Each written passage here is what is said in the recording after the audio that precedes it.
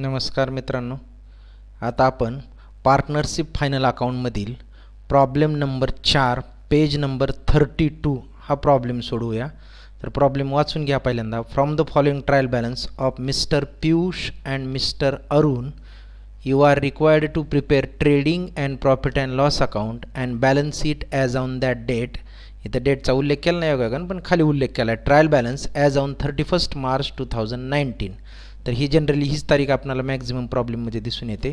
परत स्टॉक मगाच्या अगोदरच्या प्रॉब्लेमप्रमाणेच 1 एप्रिल तारीख दिली म्हणजे हा ओपनिंग स्टॉक आहे. परचेस, आता इथं गरज नसताना सॅलरीज शब्द आला आहे, हे चुकीचं आहे. आपण आपल्या पुस्तकात हा सॅलरीज शब्द कट करून टाकावा. इथं फक्त परचेसेस गृहीत धरावं. पुस्तकात काही चुका आहेत, पुढे आपल्याला आढळून येणार आहेत. तर पुढं सॅलरीज, वेजेस, कॅरेज, रॉयल्टीज. आता बघा मगाच्या अगोदरच्या लेक्चरमध्ये उल्लेख केल्याप्रमाणे कॅरेज किंवा कॅरेज इनवर्ड असेल तर ट्रेडिंग अकाउंटला आहे. मग या ठिकाणी केवळ कॅरेज आहे आणि या प्रॉब्लेममध्ये 4 रकांनी ट्रायल बॅलन्स तुम्हाला दिसते. पुढं कॅरेज आपण बघितलं. रॉयल्टीज, आता रॉयल्टीज तुम्हाला माहिती आहे उत्पादनाशी संबंधित खर्च आहे, अधिकार शुल्क ज्याला आपण म्हणतो, म्हणून रॉयल्टीज ट्रेडिंग अकाउंटला येणार. फ्रेट, रेल्वे भाडे, हा सुद्धा उत्पादनाशी संबंधित खर्च आहे, कारखान्याशी संबंधित खर्च आहे, कच्चा माल वाहून आणण्यासाठी करावा लागणारा खर्च आहे, म्हणून फ्रेटसुद्धा ट्रेडिंग अकाउंटलाच घ्यायचं आहे. Printing and stationery, sundry debtors, furniture, leasehold property. मगाच्या प्रॉब्लेममध्ये फ्री होल्ड प्रॉपर्टी होतं, प्रीमायसेस होतं, तर आत्ताच्या प्रॉब्लेममध्ये लीज होल्ड प्रॉपर्टी दिली. लीज होल्ड प्रॉपर्टी म्हणजे भाडेतत्वावर घेतलेली संपत्ती, पण तेवढ्या कालावधीकरता ती आपलीच प्रॉपर्टी असणार आहे, म्हणून हे पद आपण बॅलन्स शीटच्या ॲसेट साईडला टाकून द्यायचं आहे. इन्व्हेस्टमेंट हे सुद्धा ॲसेटला असणार आहे. ट्रॅव्हलिंग एक्सपेन्सेस म्हणजे प्रवास खर्च हा प्रॉफिट अँड लॉस अकाउंटच्या डेबिटला येणार आहे. ॲडव्हर्टाइजमेंट, मगाच्या प्रॉब्लेममध्ये उल्लेख केल्याप्रमाणे इथं हिडन ॲडजस्टमेंट दिसते आपल्याला, ॲडव्हर्टाइजमेंट फॉर 3 इयर्स. मग इथं बघा ॲडव्हर्टाइजमेंट फॉर 3 इयर्स, 3 वर्षाच्या जाहिरातीचा खर्च जर असेल तर 1 वर्षाच्या जाहिरातीचा खर्च तेवढा प्रॉफिट अँड लॉस अकाउंटच्या डेबिटला आला पाहिजे चालू वर्षाशी संबंधित. आणि 2 वर्षाचा जो आगाऊ दिला गेलेला खर्च आहे ती आपली प्रॉपर्टी संपत्ती असल्यामुळे बॅलन्स शीटच्या ॲसेट साईडला. ही हिडन ॲडजस्टमेंट म्हणजे एक प्रकारे प्रीपेड ॲडजस्टमेंटचेच परिणाम आहेत, म्हणून मी त्याचेच परिणाम इथं परत एकदा टाकलेत. चालू वर्षाशी संबंधित नसलेला परंतु आगाऊ दिलेला खर्च संबंधित पदामधून वजा करावा, म्हणजे 2 वर्षाचा वजा करायचा. आता 1 वर्षाला किती, मग 3 वर्षाचा 30,000 दिला आहे म्हणजे साहजिकच 1 वर्षाला 10,000, मग 2 वर्षाचा किती 20,000, तर तेवढा 2 वर्षाचा याच्यातून वजा करायचा 20,000 रुपये. आणि आगाऊ दिलेला खर्च संस्थेसाठी एक प्रकारे संपत्ती असल्याने बॅलन्स शीटच्या ॲसेट बाजूवर प्रीपेड ॲडव्हर्टाइजमेंट म्हणून नोंदवायचं. ही हिडन ॲडजस्टमेंट असल्यामुळं मगाच्या प्रॉब्लेममध्ये जसं इन्शुरन्स होतं त्याच पद्धतीनं याचा ताबडतोब लगेचच्या लगेचचे 2 परिणाम करून घ्यायचे. पुढं बॅड डेब्ट्स, ट्रायल बॅलन्समध्ये बॅड डेब्ट्स असेल तर हे बिलकुल डेटारमधून वजा करायचे नाहीत, याचा एक आणि एकच परिणाम करायचा प्रॉफिट अँड लॉस अकाउंटच्या डेबिट बाजूला. आता खाली दिले डिस्काउंट आणि ट्रायल बॅलन्सच्या डेबिट बाजूला आहे आणि स्पष्ट उल्लेख केला डिस्काउंट अलाउड, म्हणजे आपण आपल्या ग्राहकांना दिलेला हा डिस्काउंट आहे, आपल्यासाठी नुकसान आहे, खर्च आहे, म्हणून प्रॉफिट अँड लॉस अकाउंटच्या डेबिट बाजूला जाईल हा. पुढं cash in hand, cash at bank सांगायची गरज नाही, ॲसेटला. फिक्स्ड डिपॉझिटसुद्धा बॅलन्स शीटच्या ॲसेटला.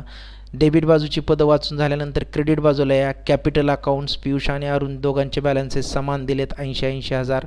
Sundry creditors, interest received on fixed deposit. हे जे फिक्स्ड डिपॉझिट म्हणजे बँकेत आपण FD केलेली आहे, काही रक्कम मुदत ठेवीमध्ये ठेवलेली आहे 15,000 रुपये, त्याच्यावर आत्तापर्यंत आपणाला 1,000 रुपये व्याज मिळालं आहे. हे व्याज आपल्या हातात पडलेलं आहे, म्हणूनच हे ट्रायल बॅलन्समध्ये आलं आहे. हे व्याज प्रॉफिट अँड लॉस अकाउंटच्या क्रेडिट बाजूला टाकायचं, जे की आपल्यासाठी इन्कम आहे.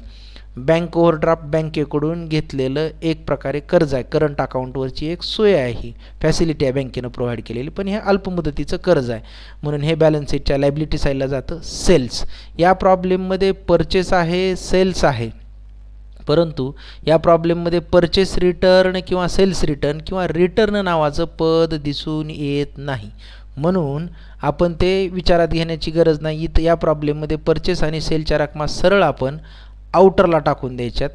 तर लक्षात घ्या, परत एकदा मी एक गोष्टीचा इथं उल्लेख करतो आहे, 2 मिनटासाठी 2 मिनटं गेले तरी चालतील.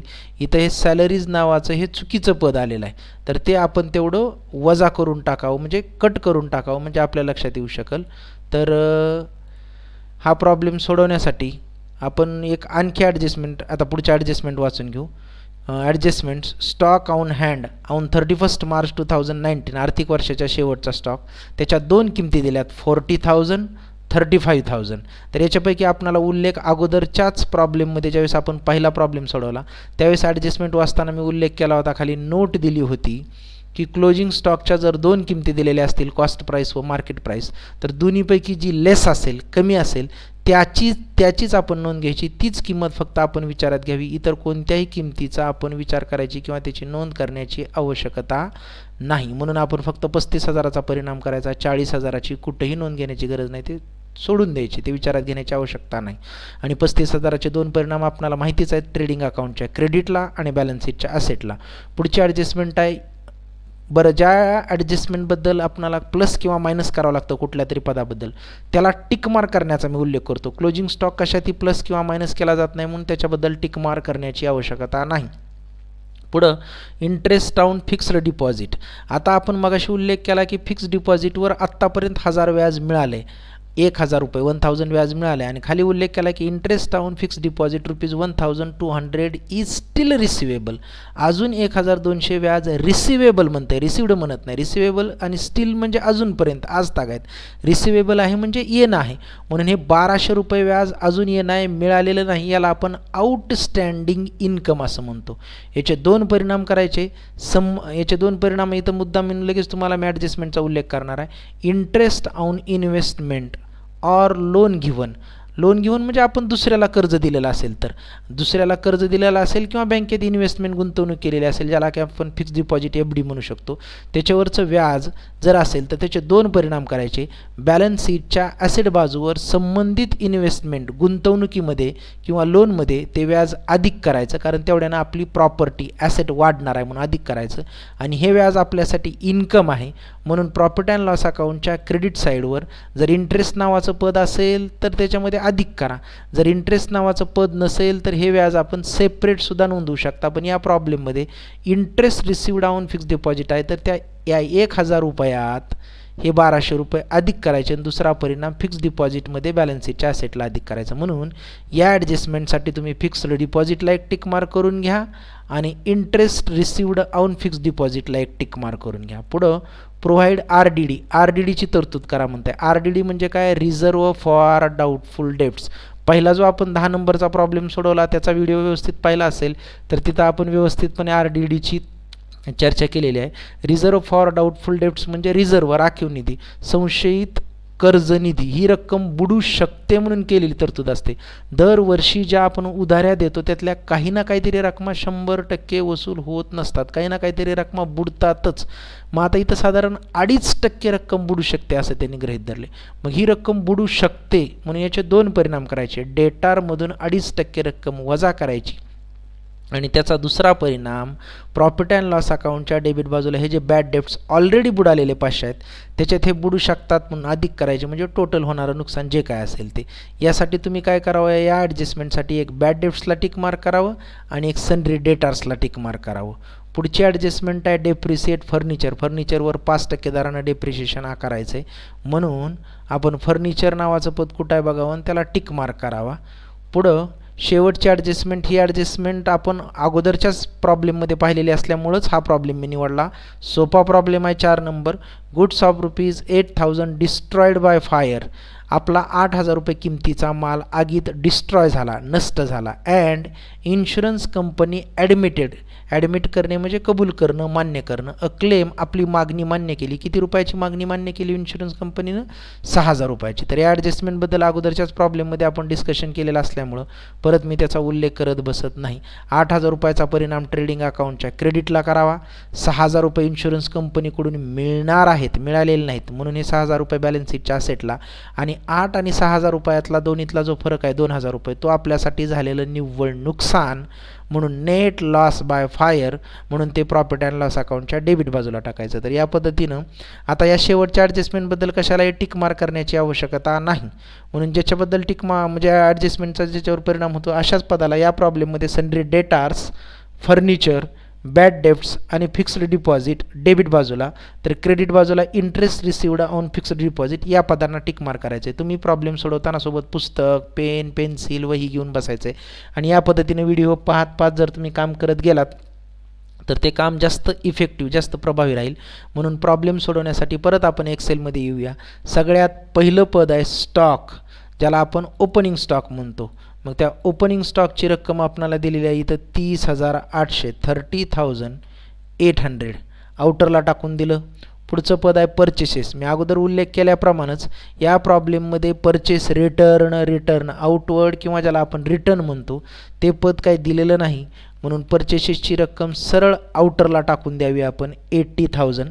आता आपण ज्यावेळेस 4 रकानी 4 कॉलमचं ट्रायल बॅलन्स असेल त्यावेळेस सुरुवातीला पूर्ण डेबिट बाजू आपण सोडवत जाऊ, म्हणजे डेबिट बाजूची पदं टाकत जावी. पुढचं पद आहे सॅलरीज. सॅलरीज कुठं येतं? प्रॉफिट अँड लॉस अकाउंटच्या डेबिट बाजूला. मग अशी उल्लेख केल्याप्रमाणे कधीही प्रॉफिट अँड लॉस अकाउंटचे वरची ओळ सोडून द्यायची आणि मग हे सॅलरीज टाकून द्यायचे. सॅलरीजवरही कुठली ॲडजस्टमेंट नाही म्हणून सॅलरीज सरळ आपण आउटर कॉलमला टाकून द्यायचे 5,000.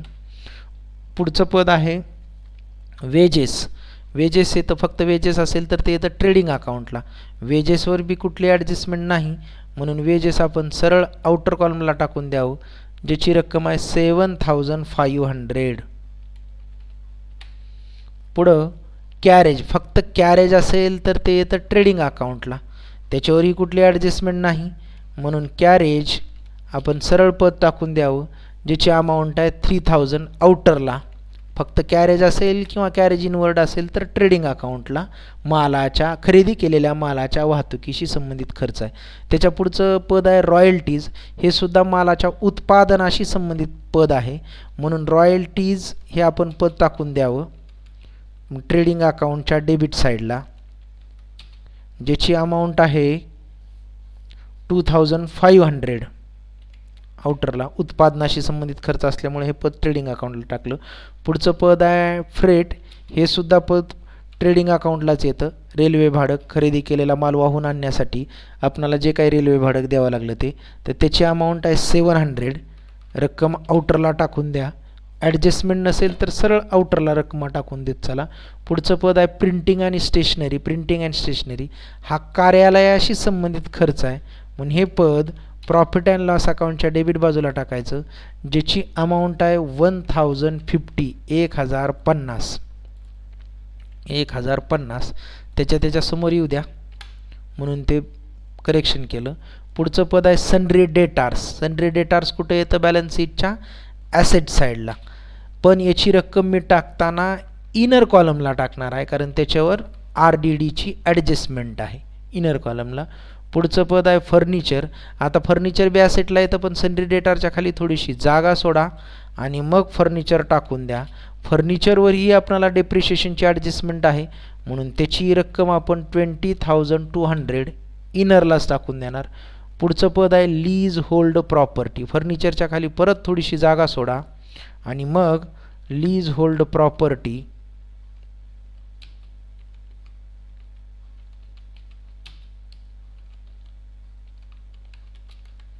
त्याची अमाऊंट, लीज होल्ड प्रॉपर्टी म्हणजे भाडेतत्वावर घेतलेली संपत्ती, त्याची अमाऊंट सरळ आउटरला जाऊ द्या 25,000. त्याच्यावर काय कुठली ॲडजस्टमेंट नाही म्हणून सरळ आउटरला टाकून दिली त्याची रक्कम. पुढचं पद आहे इन्व्हेस्टमेंट. इन्व्हेस्टमेंटसुद्धा कुठे येतं तर बॅलन्स शीटच्या ॲसेट साईडला म्हणून इन्व्हेस्टमेंट आपण टाकून दिलं बॅलन्स शीटच्या ॲसेटला सरळ आउटरला 15,000, 15,000. पुढचं पद आहे ट्रॅव्हलिंग एक्सपेन्सेस. प्रवास खर्च ज्याला आपण कन्व्हेन्स म्हणतो. तर आपण आपले जे सेल्समन नेमलेले आहेत त्यांच्या प्रवासाशी संबंधित हा खर्च असू शकतो म्हणून हा ट्रॅव्हलिंग एक्सपेन्सेसचा खर्च आपण प्रॉफिट अँड लॉस अकाउंटला, विक्रीशी संबंधित खर्च आहे हा म्हणून प्रॉफिट अँड लॉस अकाउंटच्या डेबिट बाजूला 3,450 रुपये आपण टाकून दिला. त्याच्यावरही कुठली ॲडजस्टमेंट नाही म्हणून सरळ आपण तो आउटरला टाकून दिला. पुढचं ॲडव्हर्टाइजमेंट. मग अशी उल्लेख केल्याप्रमाणे ॲडव्हर्टाइजमेंटवर इथं आपणाला इंटरनल ॲडजस्टमेंट आहे म्हणून ॲडव्हर्टाइजमेंटची रक्कम आपण इनर कॉलमला टाकावी 30,000, 30,000. आता हे 30,000 3 वर्षासाठी दिलेत मग एका वर्षाचा खर्च किती तर 10,000. तेवढीच रक्कम आउटरला आली पाहिजे आणि मग 2 वर्षाचा जो आगाऊ दिलेला आहे ती रक्कम बॅलन्स शीटच्या ॲसेटला जाण्यासाठी आपण याच्यातून प्रीपेड आगाऊ दिलेली रक्कम वजा करू, जी की 2 वर्षाची 20,000 आहे. मग 30,000तून 20,000 वजा केले तर त्याची रक्कम येते 10,000 रुपये, जो की चालू वर्षाशी संबंधित खर्च आहे, तेवढाच आउटरला यावा. आणि हे 20,000 आगाऊ दिलेली रक्कम, जी की एक प्रकारे आपली संपत्ती आहे, म्हणून प्रीपेड ॲडव्हर्टाइजमेंट बॅलन्स शीटच्या ॲसेटला 2 वर्षाचा आगाऊ दिलेला खर्च 20,000 रुपये टाकून दिले बॅलन्स शीटच्या ॲसेटला. जर इंटरनल किंवा हिडन ॲडजस्टमेंट असेल तर त्याचा आपण ताबडतोब परिणाम 2 परिणाम करून घ्यावेत, कुठलाही परिणाम विसरू नये. पुढचं पद आहे बॅड डेब्ट्स. बॅड डेब्ट्स बुडीत कर्ज. ट्रायल बॅलन्समध्ये बॅड डेब्ट्स दिला असेल तर त्याचा एक आणि एकच परिणाम करायचा आहे आपण, पण त्याच्यावर ॲडजस्टमेंट असल्यामुळं आपण इनरला टाकायचं आहे 500 रुपये. इनरला टाकून दिले. पुढं डिस्काउंट अलाउड. आपण आपल्या ग्राहकाला दिलेला डिस्काउंट, मग आपण हा डिस्काउंट थोडीशी जागा सोडून इथं टाकावा. Discount allowed. आता याच्यावर काही कुठली ॲडजस्टमेंट नाही, म्हणून आपण ग्राहकाला दिलेलं डिस्काउंट आपल्यासाठी नुकसान आहे, खर्च आहे, म्हणून प्रॉफिट अँड लॉस अकाउंटच्या डेबिटला सरळ. इथं जर क्रेडिट बाजूला डिस्काउंट रिसिव्ड दिलं असतं तर ते आपण प्रॉफिट अँड लॉस अकाउंटच्या क्रेडिटला टाकलं असतं, पण इथं डेबिटला आहे म्हणून फक्त डिस्काउंट देऊ द्या किंवा डिस्काउंट अलाउड देऊ द्या किंवा याला डिस्काउंट गिव्हन असं सुद्धा म्हणतात, ते आपण टाकून दिलं पद प्रॉफिट अँड लॉस अकाउंटच्या डेबिट साईडला. पुढं कॅश इन हँड आणि कॅश ॲट बँक तुम्हाला माहितीच आहे, बॅलन्स शीटच्या ॲसेटला येतं. आता याच्या खालीच लिहू शकतो मी कॅश इन हँड, ज्याची अमाऊंट आहे 7,000 आणि त्याच्यानंतर कॅश ॲट बँक ज्याची अमाऊंट आहे 20,000. पुढचं पद आहे फिक्स्ड डिपॉझिट. आपण याला टिक मार्क केलेलं आहे कारण याच्यावर एक ॲडजस्टमेंट आहे, म्हणून फिक्स्ड डिपॉझिटची अमाऊंट मात्र आपण आउटरला न टाकता इनरला टाकावी, जी की रक्कम आहे 15,000 15,000 रुपये. ॲडजस्टमेंट असल्यामुळे ती रक्कम मी इनरला टाकतोय. प्रॉब्लेम सोडवताना ॲडजस्टमेंटचा परिणाम झाल्यानंतर खरं तर आपण त्याच्या खाली रेषा ओढून ठेवावी, जेणेकरून आपण हे असं जर आपण रेषा ओढून ठेवली अशी डार्क लाईन वगैरे तर त्याची टोटल इथं आली असं लक्षात येऊ शकतं. आता इथं प्रॉब्लेम सोडवताना एक्सेल शीटमध्ये मला प्रत्येक गोष्ट पर्टिक्युलरली दाखवता येणार नाही, काही गोष्टी आपण समजून घ्याव्यात. त्याच्यानंतर दोघांचं आता डेबिट बाजू पूर्ण टाकून झाल्यानंतर लक्षात घ्या, डेबिटची पदं एकतर डेबिटलाच येतात किंवा बॅलन्स शीटच्या ॲसेटला. आता क्रेडिटची पदं एकतर क्रेडिटलाच किंवा बॅलन्स शीटच्या लायबिलिटीला. मग पहिल्यांदा कॅपिटल अकाउंट आहे, जे की आपल्याला माहितीच आहे कुठे येतं तर बॅलन्स शीटच्या लायबिलिटीला, कॅपिटल अकाउंट. आता मग त्याच्यात पहिल्यांदा कुणाचं नाव आहे, पार्टनरचं पियुष, ज्याचं आपण कॅपिटल बॅलन्स 80,000 दिलं आहे, इनरला टाकून द्या 80,000. दुसऱ्या पार्टनरचं नाव अरुण, त्याची अमाऊंट 80,000 दिले, इनरला टाकून द्या, कारण त्याच्यात येणारा नेट प्रॉफिट किंवा नेट लॉस, प्रॉफिट आला तर अधिक करायचा, लॉस आला तर वजा करायचा. पुढचं पद आहे सन्ड्री क्रेडिटार. सन्ड्री क्रेडिटार कुठे येतं, बॅलन्स शीटच्या लायबिलिटी साईडला, त्याच्यावर कुठलीही ॲडजस्टमेंट नाही, सरळ पद आउटरला टाकून द्या, ज्याची रक्कम आहे 20,500. पुढचं पद आहे interest received on fixed deposit. हे पद ट्रायल बॅलन्समध्ये आहे आणि इंटरेस्ट रिसिव्ड म्हणते, हे व्याज आपणाला आत्तापर्यंत मिळालं आहे, म्हणून हे व्याज आपण प्रॉफिट अँड लॉस अकाउंटच्या क्रेडिट बाजूला टाकायचं. Interest received on FD fixed deposit. किती व्याज मिळालं आहे आत्तापर्यंत आपणाला, 1,000 रुपये, पण याच्यासंबंधी एक ॲडजस्टमेंट आहे की अजून 1,200 1200 रुपये व्याज मिळायचं राहिले, म्हणून हे 1,000 रुपये रक्कम मी आउटरला न टाकता इनरला टाकले. पुढचं पद आहे बँक ओव्हरड्राफ्ट. बँकेकडून घेतलेलं अल्पमुदतीचं कर्ज, जे की येतं बॅलन्स शीटच्या लायबिलिटी साईडला, सरळ आउटरला टाकून द्या 10,000. आणि शेवटचं पद आहे सेल्स. सेल्स कुठं येतं, ट्रेडिंग अकाउंटच्या क्रेडिट साईडला. या प्रॉब्लेममध्ये सेल्स रिटर्न किंवा रिटर्न इनवर्ड नावाचं पद नसल्यामुळं सेलची रक्कम मी सरळ आउटरला टाकून देतो आहे 1,20,000 रुपये. अशा पद्धतीनं ट्रायल बॅलन्समधली सगळी पदं टाकून झाल्यानंतर सगळ्यात पहिली ॲडजस्टमेंट आहे क्लोजिंग स्टॉकची. इथं डायरेक्ट क्लोजिंग स्टॉक असा उल्लेख न करता स्टॉक ऑन 31 मार्च 2019 म्हणले, त्याला की आपण आर्थिक वर्षाच्या शेवटचा स्टॉक म्हणजे क्लोजिंग स्टॉक. मग क्लोजिंग स्टॉकचा परिणाम करायचा ट्रेडिंग अकाउंटच्या क्रेडिट साईडला, ज्याची अमाऊंट दिली आहे 2 आपणाला 40,000 40,000 आणि 35,000. याच्यापैकी जी किंमत कमी आहे त्याचीच आपण नोंद करायची एक ट्रेडिंग अकाउंटला आणि दुसरा परिणाम बॅलन्स शीटच्या ॲसेटला. आता बॅलन्स शीटच्या ॲसेटला टाकताना फिक्स डिपॉझिटच्या खाली थोडीशी जागा सोडावी आणि मग क्लोजिंग स्टॉकची अमाऊंट टाकून द्यावी 35,000. ओके. पुढं 40,000चा कुठंही परिणाम करायचा नाही. मी परत एकदा उल्लेख करतोय. पुढचं पद आहे interest on fixed deposit. Fixed डिपॉझिटवरील व्याज ₹1,200 1,200 इज स्टील रिसिवेबल, अजून मिळायचं राहिले. मग ते व्याज आपल्या दृष्टिकोनातून येणं आहे, जी की आपली संपत्ती आहे, म्हणून म्हणजे न मिळालं म्हणजे येणं आहे आपल्याला त्या बँकेकडून त्या कंपनीकडून ज्यांच्याकडे आपण FD केलेली आहे ते. म्हणून आपण केलेली गुंतवणूक ₹15,000 आणि हे आउटस्टँडिंग असणारं इंटरेस्ट, आउटस्टँडिंग असणारं व्याज जे की आहे 1,200. म्हणजे आता आपणाला बँकेकडून किती येणं आहे तर ₹16,200. कसे 16,200 तर ₹15,000 केलेली आपण गुंतवणूक ज्याला आपण मुद्दल म्हणतो आणि त्याच्यावरचं व्याज 1,200. अशा पद्धतीनं ₹16,200 आपल्याला बँकेकडून येणं आहे. म्हणून ₹1,200 आपण या FDमध्ये फिक्स डिपॉझिटमध्ये अधिक केले. पण हे व्याज आज तागायत आपल्याला मिळालेलं नाही, येणं आहे, म्हणूनच हे ॲसेटला टाकले. पण हे जरी मिळालेलं नसलं तरी ते आपला हक्क आहे, आपलं उत्पन्न आहे. म्हणून त्याचा दुसरा परिणाम करायचा आहे आपण प्रॉफिट अँड लॉस अकाउंटच्या क्रेडिट साईडला. मग आपलं व्याजापोटीचं इन्कम किती तर मिळालेले 1,000 आणि अजून न मिळालेले 1,200. अशा पद्धतीनं आपलं व्याजापोटीचं उत्पन्न आहे ₹2,200. मिळालेत 1,000, 1,200 स्टील रिसिवेबल आहेत, अजून येणे आहेत. पुढची ॲडजस्टमेंट आहे प्रोव्हाइड RDD. RDD आपल्याला कॅल्क्युलेट करून घ्यायचा आहे डेटारवर. हे सन्ड्री डेटार्स, डेटारची रक्कम आहे 43,000 43,000. 43,000चं 2.5% कसं काढायचं. बऱ्याच प्रॉब्लेममध्ये आपल्याला 2.5%, 2.5%, 3.5%, 7.5%, 10.5%, 12% असं कॅल्क्युलेशन करायचं आहे.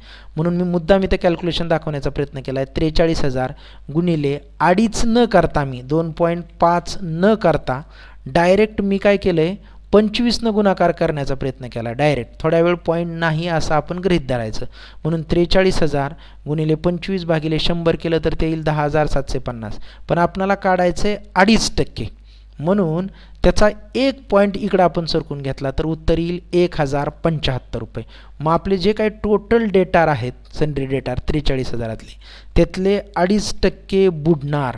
म्हणून हे मायनस करायचं आहे RDD आपण, ज्याला की आपण न्यू RDD कधी म्हणायचं जर ॲडजस्टमेंटमध्ये दिलेलं असेल तर. आणि न्यू RDDच म्हणजे ॲडजस्टमेंटमधलं पदच डेटारमधून वजा केलं जातं. म्हणून हे न्यू RDD ज्याची आपण रक्कम आत्ताच कॅल्क्युलेट करून घेतली ₹1,075, याच्यातून वजा करायचे ₹1,075. आता या डेटारवर पुन्हा कुठलीही ॲडजस्टमेंट नसल्यामुळं 43,000तून टोटल डेटारमधून हे बुडू शकणारी रक्कम, मी परत एकदा म्हणतोय बुडू शकणारी रक्कम म्हणून वजा करायचं. ही रक्कम बुडालेली नाही, बुडू शकते म्हणून वजा करायचं. मग आपले प्युअर इमानदार डेटार किती तर ₹41,925 आपले रिकवर वसूल होऊ शकतात. ₹1,075 बुडू शकतात म्हणून ते इथून वजा आणि ते आपल्यासाठी होणारं नुकसान आहे. म्हणून प्रॉफिट अँड लॉस अकाउंटच्या डेबिट साईडला आत्तापर्यंत झालेले 500 आणि हे होऊ शकतात नुकसान, अशा पद्धतीचं न्यू RDD ज्याची अमाऊंट आहे 1,075. करेक्ट अमाऊंट टाका, एक अमाऊंट चुकली तरी सगळं कॅल्क्युलेशन चुकत जातं. मग या दोन्हीची बेरीज 500 500 प्लस 1,075. मग अशा पद्धतीनं आपल्याला टोटल नुकसान होऊ शकतं ₹1,575. याचे दोन परिणाम नीट लक्षात घ्या. ॲक्च्युली बॅड डेट संबंधी 4 पदं असू शकतात, 2 ट्रायल बॅलन्समध्ये आणि 2 ॲडजस्टमेंटमध्ये. पण या प्रॉब्लेममध्ये केवळ आपल्याला 2 पदं दिसून येत आहेत. एक ओल्ड बॅड डेट जे की ट्रायल बॅलन्समध्ये आहे आणि दुसरं न्यू RDD जे की ॲडजस्टमेंट आहे. ट्रायल बॅलन्स म्हणलं की एकच परिणाम आणि ॲडजस्टमेंट म्हणलं की मात्र 2 परिणाम. डेटारमधून वजा करा आणि या बॅड डेट्समध्ये अधिक करा. पुढची ॲडजस्टमेंट आहे डेप्रिसिएट फर्निचर. फर्निचरवर 5% दराने डेप्रिशिएशन काढायचं आहे. फर्निचरची अमाऊंट आहे 20,200. मग त्याच्यावर 5% काढलं तर 1,010 येईल. हे आपल्याला पहिल्यांदा डेटारमधून वजा करायचं आहे, मायनस करायचं आहे. किती टक्के आहे तर ते 5% आहे डेप्रिशिएशन, ज्याची की अमाऊंट आहे आपण काढलेली ₹1,010. अमाऊंट नीट पाहत चला. मग या रकमेतून आपणाला हे ₹1,010 मायनस करायचे वजा करायचे म्हणजे इथून पुढं फर्निचरची अमाऊंट राहील 19,190 रुपये.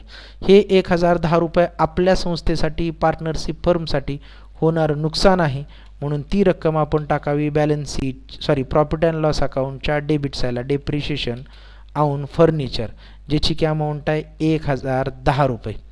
पुढची ॲडजस्टमेंट आहे शेवटची goods of ₹8,000 destroyed by fire. 8,000 रुपये किमतीचा माल आगीत जळाला म्हणजे ते आपल्यासाठी नुकसान झालं तेवढा माल आपल्या व्यवसायातला कमी झाला म्हणून गुड्स डिस्ट्रॉईड बाय फायर अशा पद्धतीनं आपल्याला नोंद करायची 8,000 रुपये किमतीची ट्रेडिंग अकाउंटच्या क्रेडिट साईडला. पूर्ण रकमेचा परिणाम ट्रेडिंग अकाउंटच्या क्रेडिट साईडला करायचा. आता याच्या पुढे उल्लेख केला की insurance company admitted a claim. Insurance कंपनीनं आपला क्लेम मान्य केला. केवढ्याचा क्लेम मान्य केला? 6,000 रुपीजचा 6,000 रुपयाचा. म्हणून या 6,000 रुपयाचा परिणाम करावा आपण विमा कंपनीकडून येणं आहे म्हणून बॅलन्स शीटच्या ॲसेट साईडला इन्शुरन्स क्लेम जी की रक्कम आपल्याला मिळालेली नाही कंपनीकडून येणं आहे म्हणून येणं रिसिवेबल असल्यामुळं ॲसेटला आणि या बॅलन्स शीटच्या ॲसेट बाजूला फक्त ॲसेट न म्हणता ॲसेट अँड रिसिवेबल म्हणजे येणे असणारी रक्कमसुद्धा आपली प्रॉपर्टी आहे ॲसेट आहे म्हणून त्या ॲसेट साईडला टाकले.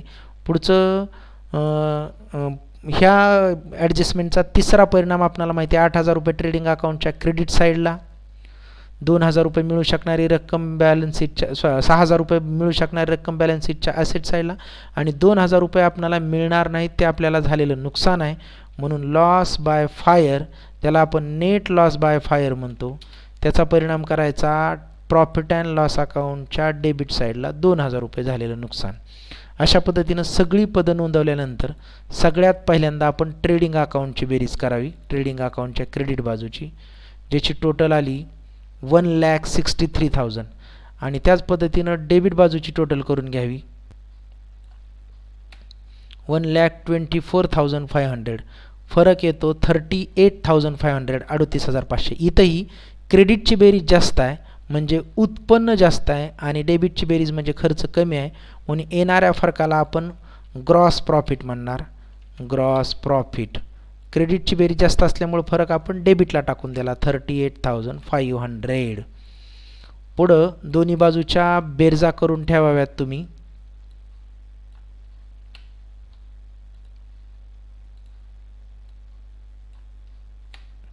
पुढं हे आलेला ग्रॉस प्रॉफिट याच्या डेबिटून उचलायचा आणि प्रॉफिट अँड लॉस अकाउंटच्या क्रेडिट साईडला याच्यासाठी तर आपण वरची ओळ सोडून द्या म्हणतोय. मग हे ग्रॉस प्रॉफिट जो आला होता 38,500 रुपये तो 38,500 इथं आउटरला टाकून द्या. परत प्रॉफिट अँड लॉस अकाउंटच्या म्हणजे सगळ्यात पहिल्यांदा ट्रेडिंग अकाउंट बंद केलं. आता प्रॉफिट अँड लॉस अकाउंटच्या दोन्ही बाजूच्या बेरजा करायच्या. मग क्रेडिट बाजूची बेरीज आली 40,700 रुपये तर डेबिट बाजूची बेरीज सगळे पदांची बेरीज यावी. डेबिट बाजूची बेरीज आली 25,885.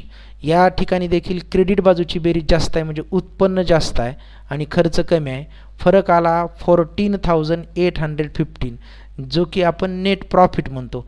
हा नेट प्रॉफिट डिस्ट्रीब्यूट कसा करायचा त्याचं वाटप कसं करायचं. प्रॉब्लेममध्ये नफा तोटा विभागणीचं प्रमाण दिलेलं नाही. जिथं प्रमाण दिलेलं नसेल तिथं आपण प्रॉफिट अँड लॉसचं डिस्ट्रीब्युशन इक्वली करावं. इक्वली म्हणजे 2 भागीदार असतील तर 1:1 3 भागीदार असतील तर 1:1 एकास 1 पण इथं 2च असल्यामुळे एकास 1 असल्यामुळे या दोन्हीची बेरीज करायची 1 + 1 म्हणजे 2 म्हणून जो काही प्रॉफिट आला 14,815 त्याला आपण 2 डिवाइड केलं उत्तर आलं 7,408. मग आता 7,408 केलं तर टोटल होईल 14,816. आपल्याकडे काही 16 रुपये नाहीत म्हणून डिस्ट्रीब्युशन करताना आपण एकाला 7,408 रुपये द्यावेत आणि एकाला 7,407. पुस्तकात पहिल्या भागीदाराला दिले म्हणून पहिल्यालाच द्यावे असं काही बंधन नसतं पण त्या पद्धतीनं आपण जाऊ. मग प्रॉफिट अँड लॉस अकाउंटच्या डेबिट साईडला क्रेडिटची बेरीज जास्त असल्यामुळं जो काही तुमचा नेट प्रॉफिट आला तो इथं आपण लिहिला कंसात. तो प्रॉफिट तुम्ही ट्रान्सफर करणार आहात. कुठं ट्रान्सफर करणार आहात? संबंधित भागीदाराच्या कॅपिटल अकाउंटला. कुठल्या प्रमाणात ट्रान्सफर करणार आहात? 1:1 अशा पद्धतीनं. मग आपणाला जो काही प्रॉफिट झाला तो आपण पहिला भागीदार ज्याचं नाव पियुष, आत्ताच उल्लेख केल्याप्रमाणे त्याला द्यायचेत आपण 7,408 रुपये. आणि दुसरा भागीदार ज्याचं नाव अरुण, त्याला द्यायचेत आपण 7,407 रुपये. कारण टोटल आपली आली पाहिजे दोन्हीची मिळून 14,815 रुपये. म्हणून आपण या पद्धतीने करायचं आहे. परत एकदा प्रॉफिट अँड लॉस अकाउंटच्या दोन्ही बाजूच्या बेरजा करून ठेवा पूर्ण करून. आणि बेरजांची मित्रांनो चांगली प्रॅक्टिस करा, बेरीज वजाबाकी टोटलच कॅल्क्युलेशनची. मी अगोदरही उल्लेख केला की परीक्षेत कॅल्क्युलेटर अलाउड नसल्यामुळं आपली प्रॅक्टिस होणं गरजेचं आहे. आता ज्याचा त्याचा हिस्सा जो आला त्या भागीदाराचा तो हिस्सा आपण काय करायचा आहे, त्या भागीदाराच्या कॅपिटलमध्ये प्लस करायचा आहे. मग पहिला भागीदार पियुष, त्याचा आपण जो काही हिस्सा आला नेट प्रॉफिट तो त्याच्या याच्यामध्ये कॅपिटलमध्ये अधिक करू. त्याचं कॅपिटल 80,000 आणि त्याचा हिस्सा आला 7,408. अशा पद्धतीनं त्याची टोटल काढायची. पुन्हा जे काही त्याचं कॅपिटल येईल ते